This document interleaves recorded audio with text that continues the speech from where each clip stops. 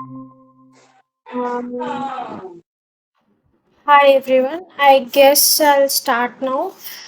So today I'll be discussing everything that has happened in week 5 and some questions after that. So let me just share my screen.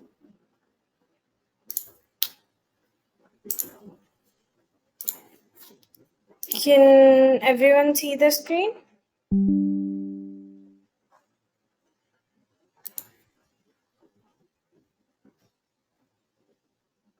Okay, I hope you can see the screen.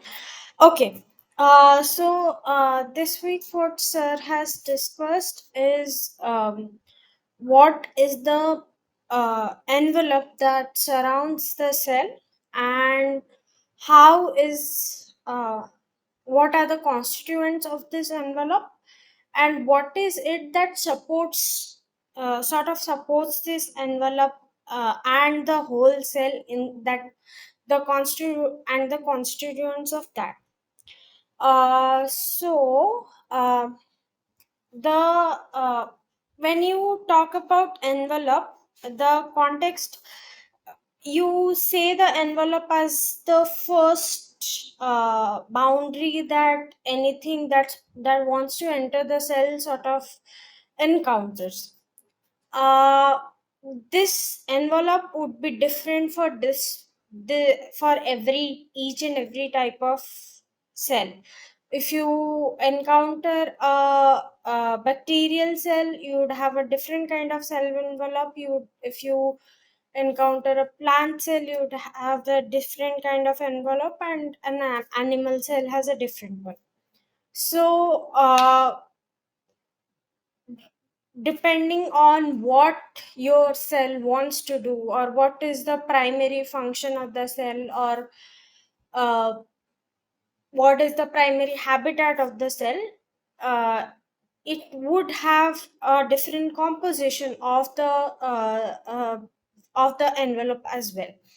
So, majorly, there are two kinds of envelopes. When you come talk about animal cells, your animal cells would have your cell membrane as the first layer, first obstacle if anything wants to enter the cell. So, this cell membrane would is usually composed of lipids. It's a bilayer of lipids, and it has proteins and other components in between. When you talk about plant cells, though, the first obstacle would be a cell wall. A cell wall is it's not fluid, it's not living. Most scientists consider it as a dead layer of peptidoglycan, which is present on the surface. uh, the bacterial cells, uh, when you talk about bacterial cells also have cell walls. However, depending upon whether that bacteria is of a certain kind, it may have additional layers upon it, which we will discuss about.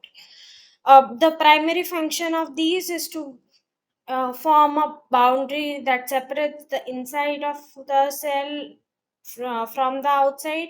In case of cell wall, it will also function as a support system. It would provide support to the cell and the overall structure, if you are talking about a tree, suppose. Um so uh this is how a cross section of a bacteria would look like. This is a gram positive. Let's assume it's a gram positive bacteria. Anyway, you we have talked in past about the nucleoid, which is the genetic content of the bacteria, the cytoplasm, which is everything except from the except for the nucleus, and this cytoplasm contains ribosomes floating inside it, which similar to the eukaryotic machinery is responsible for translation of proteins. There is the plasma membrane, um, which is semi-permeable. It only allows the passing of certain components of certain compounds, not all of them. And there is the cell wall. Uh, some bacteria have additional protective layers on top of it. Bacteria may also have pili or flagellum.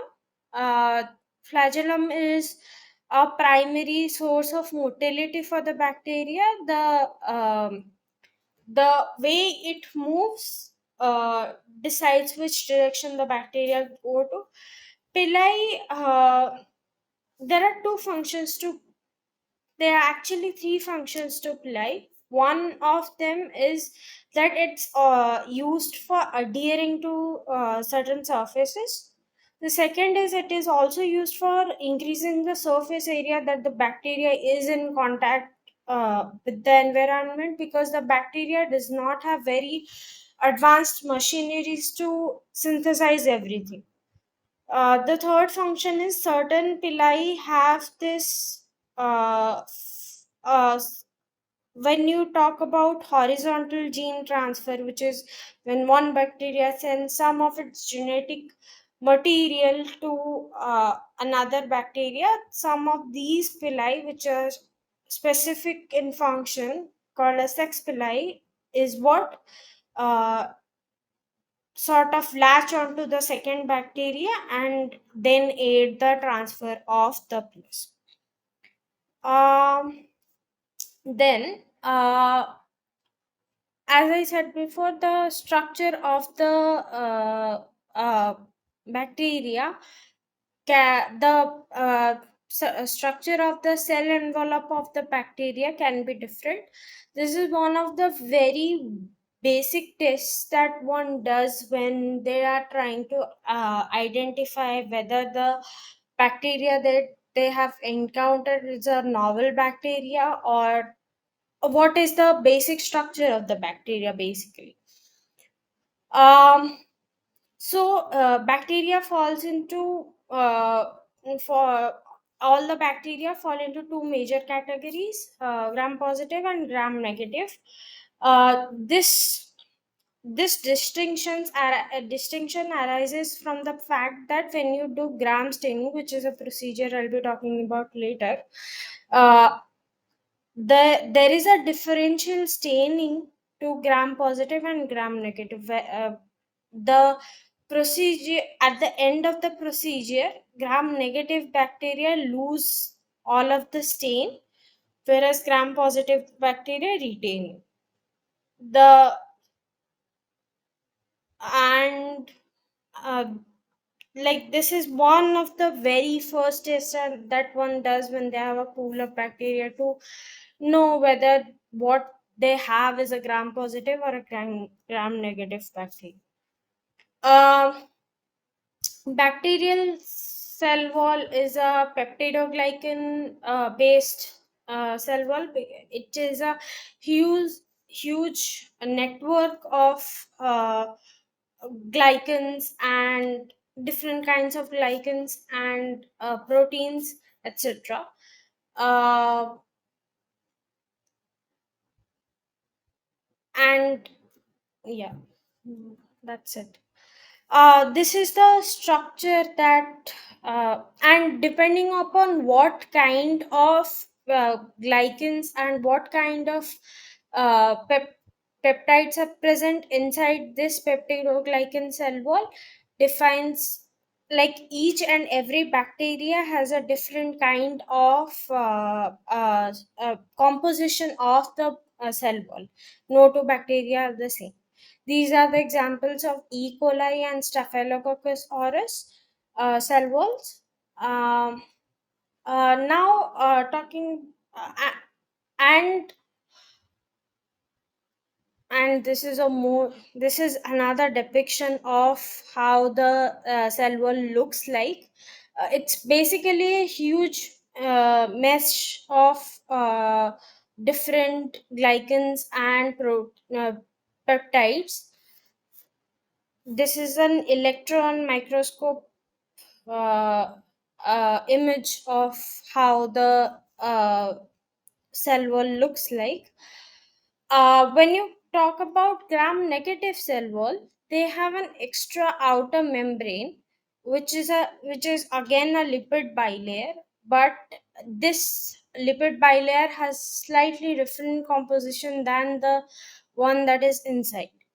And the surface of this lipid bilayer which is exposed to outside is sometimes used as a so you can see here that it has lipopolysaccharide on the outer surface of the outer membrane. This lipopolysaccharide is a very uh, potent stimulus for the immune system. So if your body has been in at some point it has encountered lipopolysaccharide, it would mount an immune response because this is something that is not present in our body.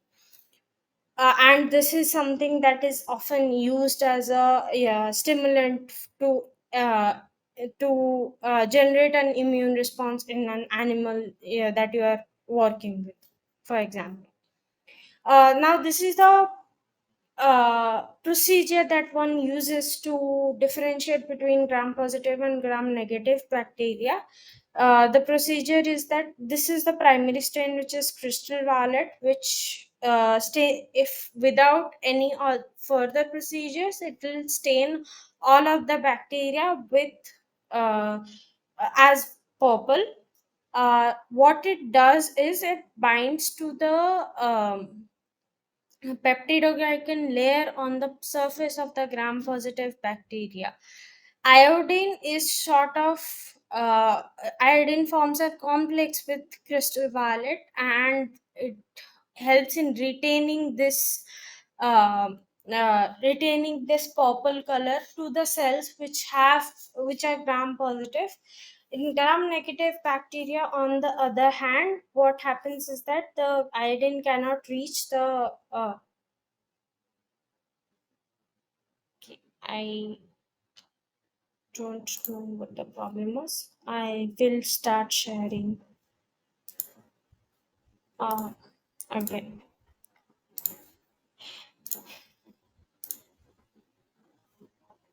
Okay, just give me a second. Um,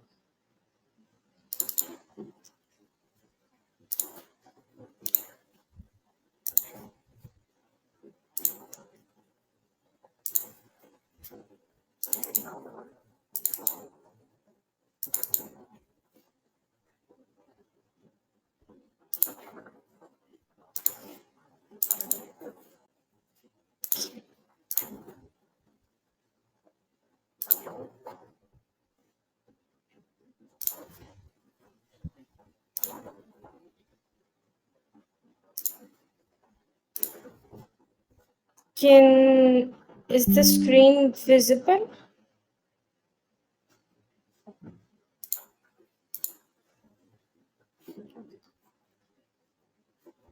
Yes, ma'am, it is visible. Okay. Um.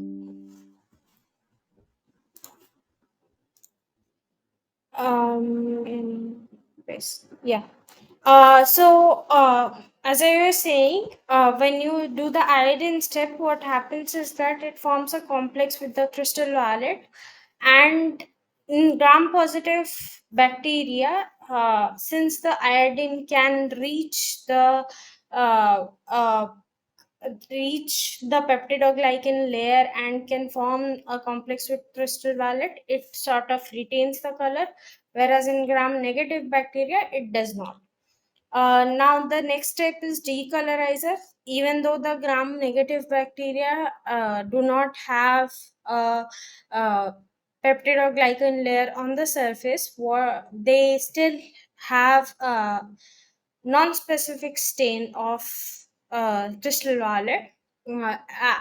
Alcohol sort of removes this stain from the gram-negative bacteria, and then you counterstain whatever the colorless bacteria are with safranin, which is the pink color here, and or red, and you would then get a distinction between the gram positive and gram negative bacteria. Uh, in case of plant cells, the cell wall is the composition of cell wall is different. It is composed of cellulose. The primary component is cellulose in plant cell walls. Uh, and depending upon how old these cells are, and what, if they are very if they are very frequently dividing cells, they would have a very thin layer of cell wall, whereas when if they are on the surface, or if they need to be very rigid, if the cells need to be very rigid, the cell wall will be very thick and very rigid, and their composition would be slightly different. And so, apart from cellulose, the other components that may be present in the cell wall are pectin and hemicellulose. So, these big fibers are the fibers of cellulose, which can be linked to hemicellulose and pectin. Uh, and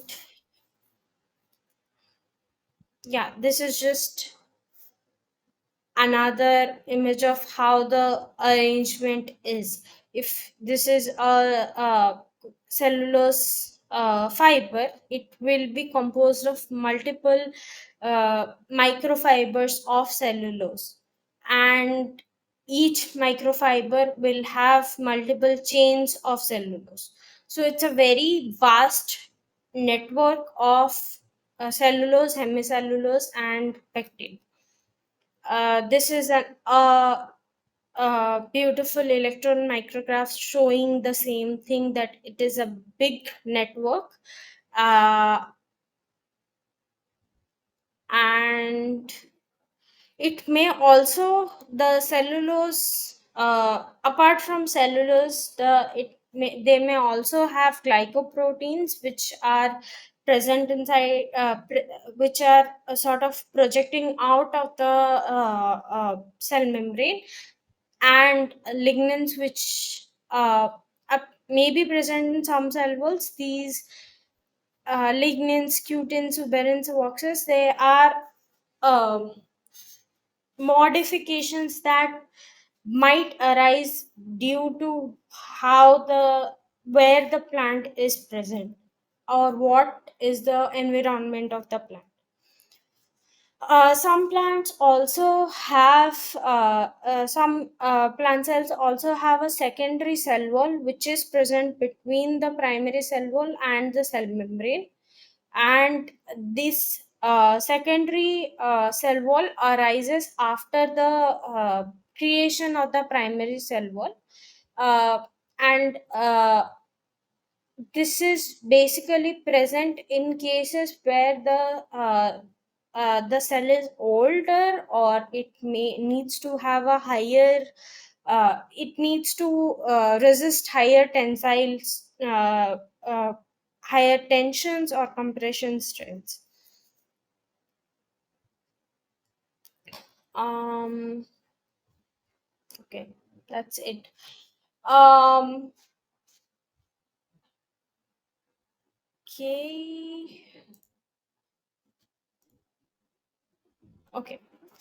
Apart from cell walls, the second layer in case of plant cells, or the first layer in case of animal cells, is the plasma membrane.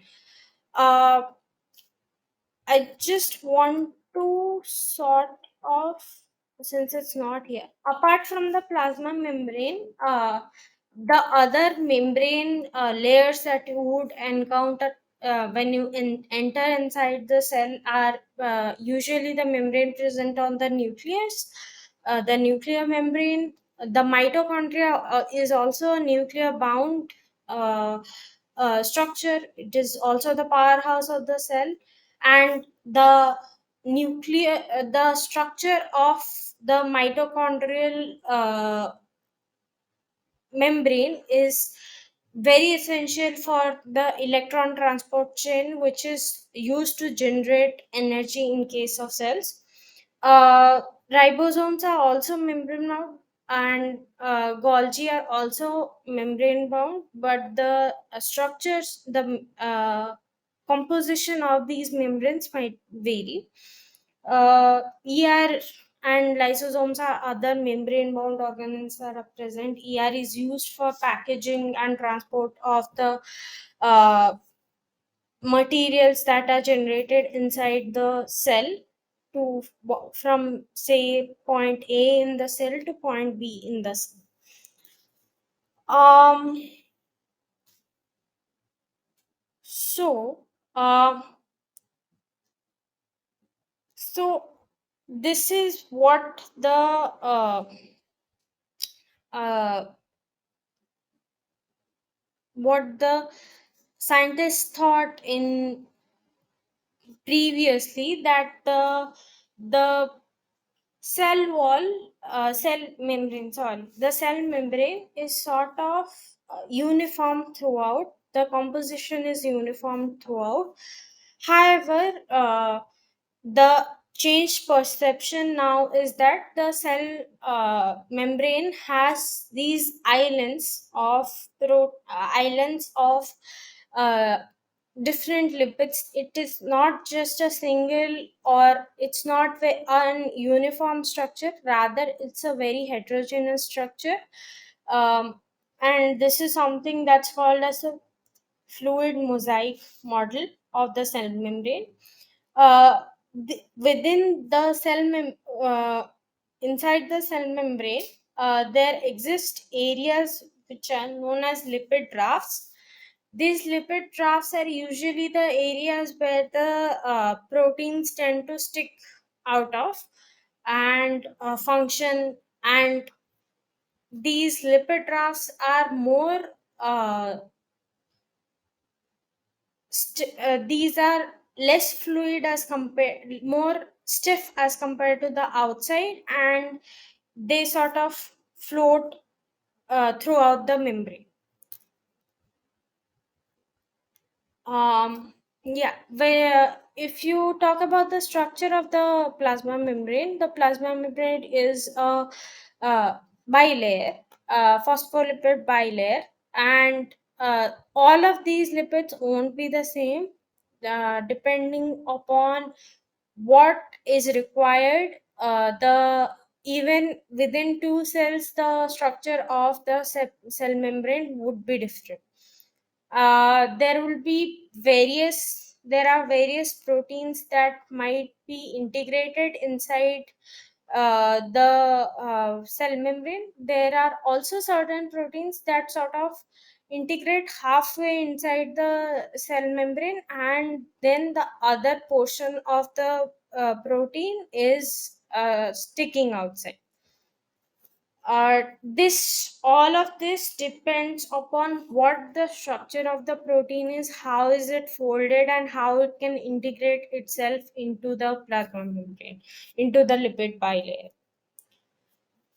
um the basic structure of a lipid is that it has a hydrophilic head and a hydrophobic tail. Depending upon what is the hydrophobic tail, lipids are either unsaturated or saturated. Unsaturated lipids are usually uh, they can be packed more loosely, whereas saturated lipids form a very tight packing. And depending upon the composition of the cell membrane and the ratio between the unsaturated and saturated lipids, you would have different fluidity of the membrane. So what would happen? These are different examples of the membrane lipids. So in case of in every case except for cholesterol, there are only one uh, uh, there are two hydrocarbon tails which are sort of sticking inside in the inner leaflet of the cell membrane, whereas in case of sterols, especially cholesterol, there is only one hydrocarbon chain. And this this property of cholesterol makes sure that it makes it a very integral part of the structure of the cell membrane. uh, yeah, there are different kinds of lipids: glycerophospholipids, sphingolipids, and sterols. These are major classes of lipids, and depending upon what the uh, tail is and what is the hydrophilic head, there are different, the composition, the name of the lipid changes and its function changes.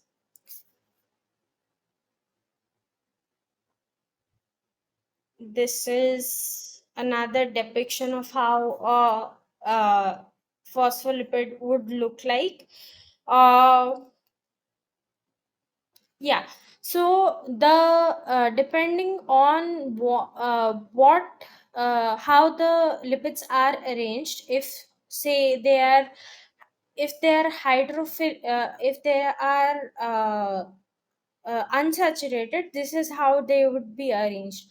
However, if they are saturated, they'd have to, pictorially speaking, they'd have two straight lines, and these would be more compactly arranged.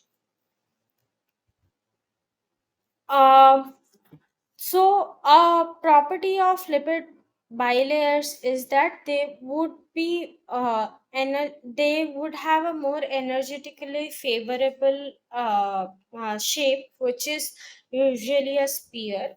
Um, if they are suppose in the shape of a sheet, what would happen is that the edges are always exposed to the surrounding water, which is uh, not good, because the inner layer of the bilayer is hydrophobic in nature. So this is energetically unfavorable. So the sheet would start to fold, and then it becomes a spear, and then depending upon what the composition is and how it is folded, you would get different shapes inside the cell and of the cell as well.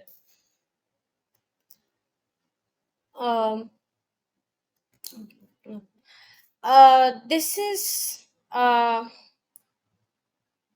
So, as I said before, cholesterol has a different structure as compared to phospholipids and sphingolipids.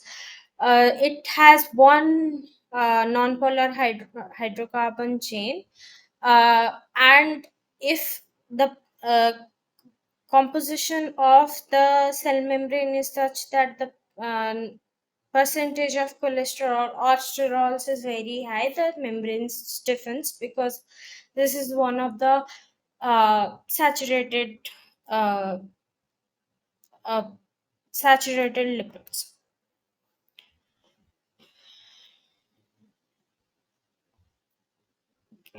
These are again different lipids, different names. I don't think you need to remember all of this. The as I said before, the composition of the lipids would be different in different cells. It can be even different in the same organism in different cells. Suppose if you consider the composition of say a lung cell versus a composition of a intestinal cell, it would be very different. uh, in in general, in case of mammalian cells, the composition is that glycerolipids or glycolipids are 65%, sphingolipids are 10%, and sterols are 25%. This is on average. This would vary vastly, and even within that, because there are different kinds of glycolipids and sphingolipids present, and sterols present, uh, the composition of those would also vary. Um, the If you remember back to the endosymbiont theory, that the mitochondria was actually a prokaryote which was engulfed by a proeukaryote, and then it uh, became an endosymbiont inside the proeukaryote. The People have done comparisons between the membrane structure of the mitochondria versus prokaryotic membrane, and they have found that certain components which are not present in the mammalian lipids, say, are present inside the mitochondrial pool, and these lipids are similar to what is present in a prokaryote, which further adds on to the endosymbiont theory. Um, so, uh, there are different proteins that are present inside that are embedded in the cell membrane, and these proteins would have different functions, and how they are surrounded by lipids would also mean how fluid they are inside the uh, uh, cell membrane, and what anchors them to the cell would also dictate how fluid they are inside the cell membrane. Different membrane proteins, for example, some of these are transporters which are used to, so the cell membrane by itself won't allow a lot of chemicals or compounds to enter into the cell. The cell needs therefore transporters to for certain components to enter. Some The cell would also be sort of bound to other cells, and these there are protein called anchors which function as function for these. Receptors are proteins which are used for signaling of the for used to do the downstream signaling inside the cells. uh, and this is a whole new topic which I don't want to get into. There would also be enzymes present on the cell membrane, uh, which would have particular functions, and depending upon what they encounter on the environment on the outside of the cell would uh, trigger their activation. Again, different ways in which protein can be associated with the bilayer. They can be embedded inside, they can be, so this is known as a transmembrane protein, because uh, they are embedded completely inside the uh, cell membrane, and there is a part outside and inside of the there is a part outside of the cell and inside of the cell. These transmembrane proteins may have multiple domains which are inside the cell membrane. So this is a one pass transmembrane protein, whereas this is a three pass transmembrane protein because there are three domains which are embedded inside the cell membrane. Uh, they can be membrane associated, in which only one part, they don't cross the membrane, but they are embedded on one side of uh, one of the domains is present on one side of the leaflet. They can be lipid linked, in which they are anchored to the anchored to the cell membrane, but none of the not any part of the protein is anchored, rather they are anchored through linkages to the lipids. And there may be certain proteins which are attached to the proteins that are already attached to the uh, cell membrane. Okay.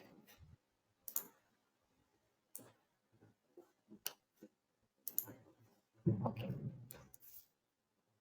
Now coming to the cytoskeleton, if there isn't anything else. One more thing is the fungal cell wall is a chitin based cell wall, and yeah, that's about it. Now we will talk about um, cytoskeletal proteins.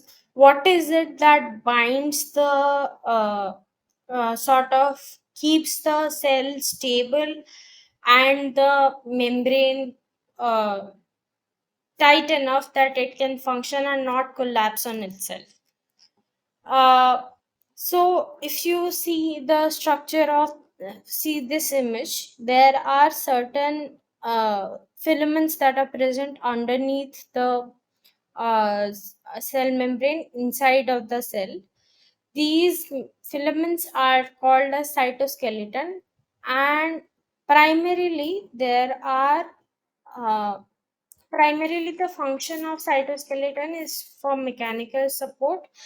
They can also they act as they sort of act to stabilize the cell, and in case of any injury or any trauma, they act as opposing forces so as to prevent very extensive damage. They also provide anchorage for cells and are also used to transfer cargo or proteins from one position of the cell to another. um, these are dynamic structures. They can disassemble at one point and reassemble at another point, and this process is very fast, and it needs to be fast if the um, cell needs to conform to whatever stimulus it is facing. Uh, the cytoskeleton is also required for migration. Uh, the way the cytoskeleton is structured is so for suppose you are talking about a philopodia which is used for migratory purposes. You have a stimulus at some point, and your cytoskeleton would arrange itself so that the cell moves towards that direction. uh, yeah, this is an depiction of that. uh, so what would happen is that, say, the fibers, the filaments, the cytoskeletal filaments were earlier present on this side of the cell. They would, upon sensing the signal, which is a nutrient source, or if in case of a danger it's a parasite or something, they would disassemble and reassemble at a proper site for the movement of the cell away or towards that stimulus, and this process would keep happening again and again until the cell has reached its destination. So there are three major components in the cytoskeleton: microtubules, which determine the positioning of the organelles, and these form sort of tracks on which the cell carries its cargo from one point to another. Actin filaments, which determine the shape of the cells. These are more filamentous. These can branch. Microtubules can't branch, and these are also necessary for migration or locomotion. Intermediate filaments provide the mechanical strength. These are usually present underneath the cell membrane, but this we'll be discussing next week. Um, this is a this is a table that shows the differences. Uh, the microtubules are these these are sort of tubes, hollow tubes, and they have 13 there are 13 chains, 13 lines of tubulin monomers, and the major components inside the microtubule is tubulin, which and each tubulin is composed of alpha and beta tubulin. uh, my actin filaments, in the other hand, are composed of only one monomer, which is actin, and both of these can both of these structures can dismantle themselves and reassemble at a different point. Uh, when you talk about microtubules, though, um, there are certain restrictions that it has to face, because it has one anchorage site, which is the microtubule organizing center, which is the origin of one of the ends of the microtubule. The other end is free to latch onto anything else. Actin filaments, on the other hand, are free floating filaments, and they are intertwined and branched, and therefore these are used for cellular motility. Um, okay. Okay. Uh, redundancy is the meaning of redundancy is that it if you have two proteins, say you have two proteins which can function for the same uh, uh, for the same goal. Say, however, protein A is absent in a cell, then in due to some reason, then protein B kicks in, and it starts functioning in the place of protein A. It can happen that protein A and protein B both are present, and they function simultaneously, or that protein B only functions when protein A is absent. Uh, so basically, redundancy means that you have multiple options to do the same function. Um, so, as I said before, microtubules are composed of tubulin, which is a heterodimer and is formed from two globular proteins, alpha tubulin and beta tubulin. Both of these have different genes that encode for them. Microtubules are based on GTP as an energy source uh, for the dismantling and disassembly and reassembly of the tubules. Um, Depending upon what form of GTP is bound to the tubulin. If GTP is bound to alpha tubulin, it is trapped in a dimer's interface, like alpha and beta tubulin are hold tightly bound together. If to another pair of alpha and beta tubulin, if uh, the if beta tubulin is bound to G2P or GDP, it is so basically what the point I want to put forth is that the GTP bound form of alpha tubulin is what dictates the reassembly of the uh, microtubules. If in case it's a GTP bound form, it is sort of arrested at that point.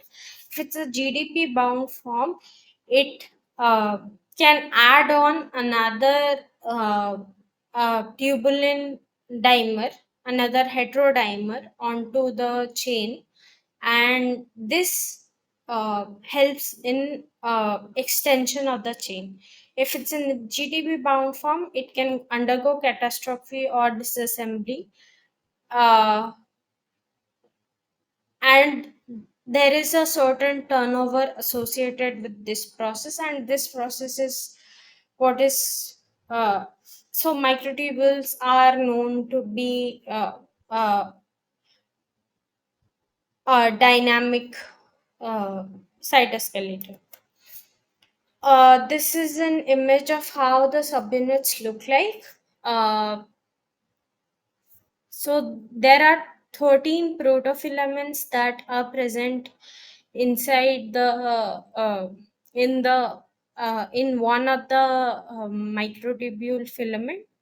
The minus end is lashed into the microtubule organizing center, whereas the plus end is sort of floating outside. Uh, and this is one heterodimer which is present, and so therefore because there is a certain number associated with it, there is a certain uh, size that is present in the tubulin subunits, in the microtubules as such.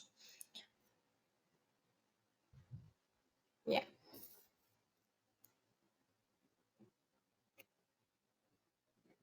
So, centrosome or microtubule organizing center is where your minus end of the microtubules are present. Uh, in case of migrating cells, such as this, here you can see the microtubule organizing center here. Whereas in other cases, they might be present here. Okay, I come. Okay. Now coming to the second kind of cytoskeleton that is present inside a cell, which is the actin cytoskeleton. Uh, Actin cytoskeleton is composed of only one monomer, which is actin. Uh, Now, this actin may have different subunits attached to it, and different uh, it's more uniform, but it can presence of certain proteins to this to these chains also enable it to branch and network with one another, so as forming a mesh or framework of inside the cell. Now, the energy source associated with the actin is ATP or ADP, not GTP. Uh, and what hap- if you want to see one actin filament, it is two parallel actin protofilaments, which are basically actin monomers bound to each other by non covalent bonds, and uh, these sort of won't twist around each other to in the form of a right-handed helix. These are more flexible as compared to the microtubules. They are also smaller as compared to the microtubules, which you can see in the subsequent images. Uh, yeah, they are cross-linked. They are bundled. They can be branched. They have other proteins associated with them to form a very large scale network.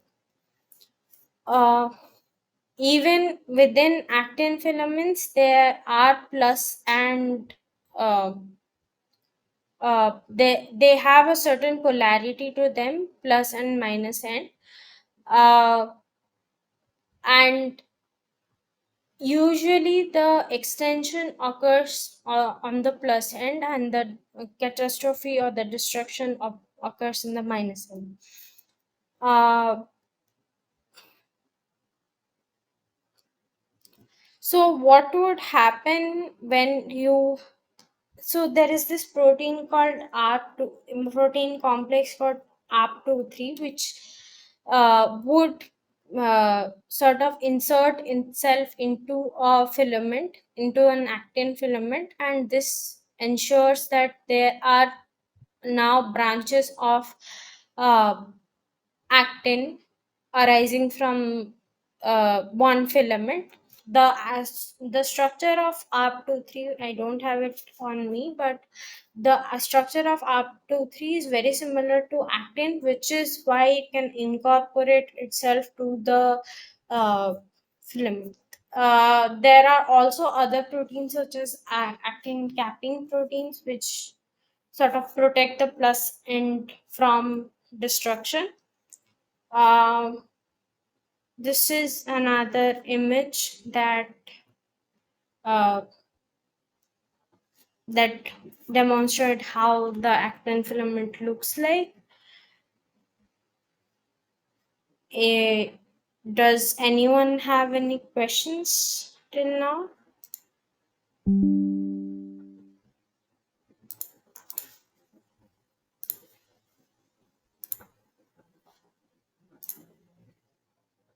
Otherwise, I can move to the assignment question.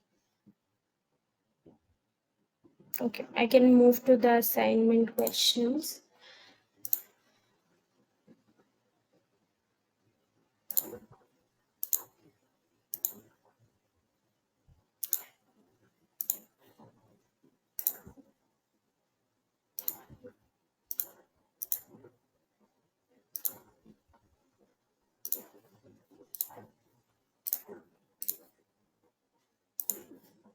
Okay. So, these are some of the old assignment questions. The first question is that fluidity of a cell membrane decreases with decrease in unsaturated fatty acids in the membrane, because when you have unsaturated fatty acids, these are sort of loosely packed, and it's what makes the cell membrane more fluid. If you remember back, cholesterol, which is a saturated fatty acid, would the presence of it would increase the stiffness of the cell membrane. The second question is that the plant cell wall is composed of cellulose, hemicellulose, and pectin. The compositions might vary. Chitin is present in fungal cell walls, and peptidoglycans are present in bacterial cell walls. Uh, which of the following statements is true? Gram positive bacteria only have a cell membrane, which is wrong. Gram positive and gram negative bacteria both have cell membrane. Uh, Gram negative bacteria have an outer membrane surrounding the thin peptidoglycan layer, which is true. Uh, Gram positive bacteria have an outer membrane, which is wrong. Gram stain is retained by gram-negative bacteria, which is false. Gram stain is only retained by gram-positive bacteria because of how its cellular envelope is. Secondary cell wall is present in which of the following organisms? It's only present in plant cells which need more strength. The cells which need more strength because they sort of form the supporting structure of the plant. In case of cells which are very rapidly dividing, secondary cell wall is usually not present. It only has a very thin primary cell wall. Microtubules are made up of tubulin heterodimers, which are again made up of alpha and beta tubulin. Uh, which is the what is the function of the vacuoles present in plant cells? It it usually stores water and minerals. It sort of also supports the cell a bit, but the primary function is storage of water, mineral ions, and other uh, nutri- nutrients. MS Dhoni, Rishabh Pant, and some Sanju Samson all are playing in one team is an example of redundancy because all of them can do the same function. It's like protein A, B, and C, which can do the same function are present all expressed in one cell. In case of absence of A, B, and C would sort of uh, leap inside and start would be expressed and start function instead of protein. Dynamic instability is an inherent property of microtubules because of the uh, association of GTP or GTP to alpha tubulin. Which of the following cells lack cytoskeleton? Neither prokaryotes or eukaryotes lack cytoskeleton. Prokaryotes have a more, there are certain proteins which function uh, as similar to what mammalian cytoskeleton proteins function like, but they have slightly different functions. They are not present throughout the cell. They form ring like structures. Proteins such as FTSZ or MREB. FTSZ is similar to actin. Yeah, it's in fun it's the gene is similar to actin, whereas mreb is similar to microtubules, if I'm not wrong. These are different genes that are expressed inside a bacteria. Which of these following is a function of cytoskeleton? It does maintain the shape of the cell, and it also helps in positioning of the organelles of the cell. The organelles are sort of bound to microtubules by different proteins and therefore fixed at that point. Movement of the microtubules would also move these organelles. um does anyone have any questions?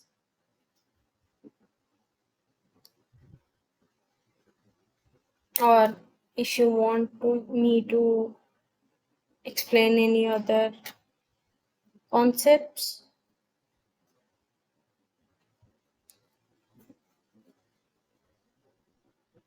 Ma'am, good evening. I have a doubt regarding the micro raft in plasma membrane. Yes, lipid drafts. My, what do you mean by the raft? Micro raft means in plasma membrane.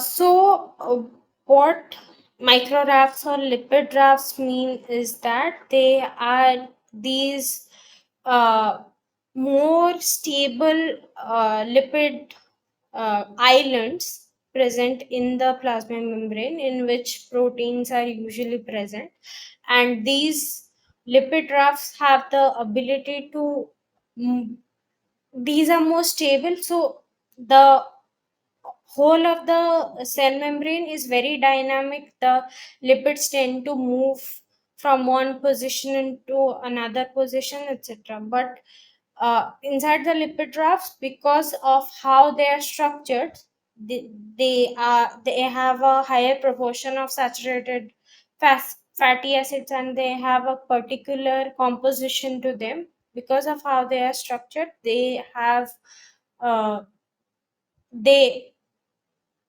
are ideal for proteins to be present inside them, and because such a structure exists, it's not known as lipid rafts or micro rafts. Okay, thank you, ma'am.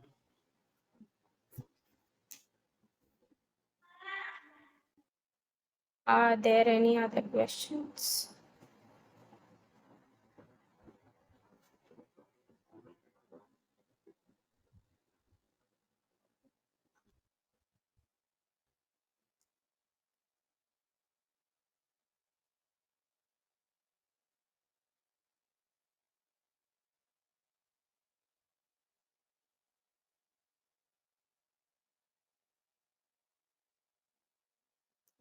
In case you want me to explain something else, you can ask me to, if anything wasn't clear.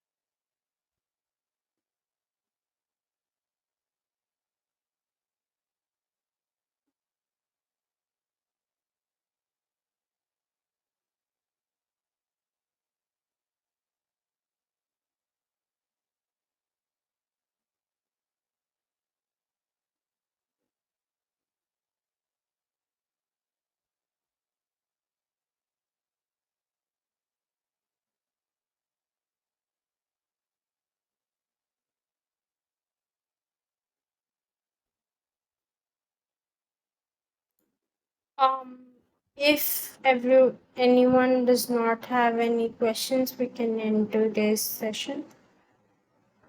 Thank you.